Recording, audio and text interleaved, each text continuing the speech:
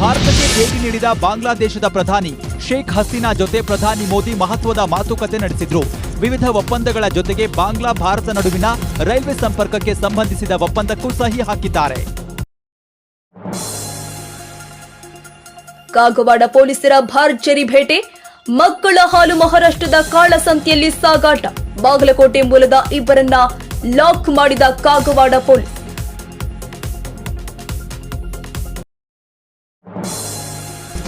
ಈ ವರ್ಷದ ಅಮರನಾಥ ಯಾತ್ರೆಯ ಪ್ರಥಮ ಪೂಜೆ ನೆರವೇರಿಸಲಾಯಿತು. ಶ್ರೀ ಅಮರನಾಥ ದೇವಾಲಯ ಮಂಡಳಿಯ ಅಧ್ಯಕ್ಷರೂ ಆಗಿರುವ ಜಮ್ಮು ಮತ್ತು ಕಾಶ್ಮೀರದ lieutenant governor Manoj Sinha virtual ಮೂಲಕ ಭಾಗಿಯಾಗಿದ್ರು.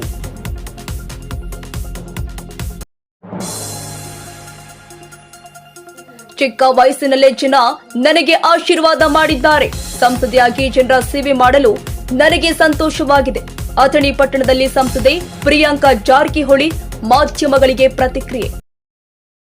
ಬಹಳ ಹೆಮ್ಮೆಯ ವಿಚಾರ, ಯಾಕಂದರೆ ಎಲ್ಲ ಮಹಿಳೆಯರಿಗೆ ಸ್ಫೂರ್ತಿಯಾಗುವಂಥ ಇದು ವಿಚಾರ. ಇದು ಇಷ್ಟು ಚಿಕ್ಕ ವಯಸ್ಸಲ್ಲಿ ನಮ್ಗೆ ದೇಶ ಸೇವೆ ಮಾಡಲಿಕ್ಕೆ, ಅಂದರೆ ಬರೀ ನಮ್ಮ ರಾಜ್ಯಕ್ಕಷ್ಟೇ ನಾವು ಸೀಮಿತವಾಗಿರ್ತಿದ್ವಿ. ಸೊ ಈಗ ಎಲ್ಲ ನ್ಯಾಷನಲ್ ಪಾಲಿಟಿಕ್ಸ್ ಬರುತ್ತೆ, ಇಂಟರ್ನ್ಯಾಷನಲ್ ಪಾಲಿಟಿಕ್ಸ್. ಮಹಾರಾಷ್ಟ್ರದ ಅಟಲ್ ಸೇತು ಸಂಪರ್ಕಿಸುವ ಮಾರ್ಗದಲ್ಲಿ ಸಣ್ಣ ಬಿರುಕು ಬಿಟ್ಟ ಬಗ್ಗೆ ಎಂಎಂಆರ್ಡಿಎ ಸ್ಪಷ್ಟಪಡಿಸಿದೆ. ಇದು ಸೇತುವೆಯ ಭಾಗವಲ್ಲ, ಸೇತುವೆ ಸಂಪರ್ಕಿಸುವ ಸರ್ವಿಸ್ ರಸ್ತೆಯಾಗಿದ್ದು ಯಾವುದೇ ಅಪಾಯವಿಲ್ಲ ಎಂದಿದೆ.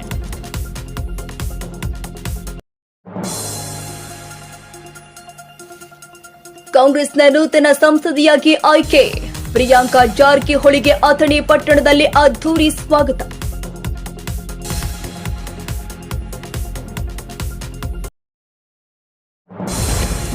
ಸ್ವಾತಿ ಮಲಿವಾಲ್ ಹಲ್ಲೆ ಮಾಡಿದ ದೆಹಲಿ ಸಿಎಂ ಆಪ್ತ ಬಿಭವ್ ಕುಮಾರ್ಗೆ ಮತ್ತೆ ನ್ಯಾಯಾಂಗ ಬಂಧನ ವಿಸ್ತರಣೆ ಮಾಡಲಾಗಿದೆ. ಜುಲೈ 6ರವರೆಗೆ ನ್ಯಾಯಾಂಗ ಬಂಧನವನ್ನ ವಿಸ್ತರಿಸಿ ಮೆಟ್ರೋಪಾಲಿಟನ್ ಮ್ಯಾಜಿಸ್ಟ್ರೇಟ್ ಕೋರ್ಟ್ ಆದೇಶಿಸಿದೆ.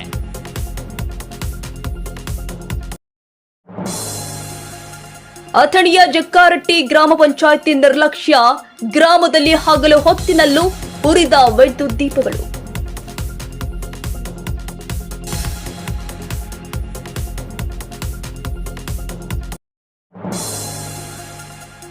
ಬಿಹಾರದ ಸೈವಾನ್ ಜಿಲ್ಲೆಯಲ್ಲಿ ಸೇತುವೆ ಕುಸಿತವಾಗಿದ್ದು ಹಲವು ಗ್ರಾಮಗಳ ರಸ್ತೆ ಸಂಪರ್ಕ ಕಡಿತವಾಗಿದೆ. ಸೇತುವೆ ಕುಸಿಯಲು ಕಳಪೆ ಕಾಮಗಾರಿಯೇ ಕಾರಣ ಅಂತ ಸ್ಥಳೀಯರು ಆಕ್ರೋಶ ವ್ಯಕ್ತಪಡಿಸಿದ್ದಾರೆ. ಮೊನ್ನೆಯಷ್ಟೇ ಅರಾರಿಯಾ ಜಿಲ್ಲೆಯಲ್ಲೂ ಸೇತುವೆ ಭಾರತದಿಂದ ಮನೆ ಕೆಲಸದವರನ್ನ ಕರೆದೊಯ್ದು ಶೋಷಣೆಗೆ ಒಳಪಡಿಸಿದ ಬ್ರಿಟನ್ನ ಶ್ರೀಮಂತ ಹಿಂದೂಜಾ ಕುಟುಂಬದ 4 ಜೈಲು ಪಾಲಾಗಿದ್ದಾರೆ. ಪ್ರಕಾಶ್ ಹಿಂದೂಜಾ ಸೇರಿ 4 ಮಂದಿಗೆ 4.5 ವರ್ಷ ಜೈಲು ಶಿಕ್ಷೆ ವಿಧಿಸಲಾಗಿದೆ. ಸಿದ್ದರಾಮಯ್ಯ ಸರ್ಕಾರದಲ್ಲಿ ಮತ್ತೆ 3 ಡಿಸಿಎಂ ಸ್ಥಾನದ ಸುದ್ದಿ ಸದ್ದು ಮಾಡ್ತಿದೆ. ಹೆಚ್ಚುವರಿ ಡಿಸಿಎಂ ಸ್ಥಾನ ಕೇಳೋದ್ರಲ್ಲಿ ತಪ್ಪೇನಿಲ್ಲ, ನಾವು ಬೇಡಿಕೆ ಇಟ್ಟಿದ್ದೇವೆ ಅಂತ ವಿಜಯಪುರದಲ್ಲಿ ಸಚಿವ ಜಮೀರ್ ಅಹಮದ್ ಹೇಳಿದ್ದಾರೆ. ಮುಸ್ಲಿಂ, ಲಿಂಗಾಯತ, ದಲಿತ ಸಮಾಜಗಳಿಂದ ಬೇಡಿಕೆ ಇದೆ ಎಂದಿದ್ದಾರೆ.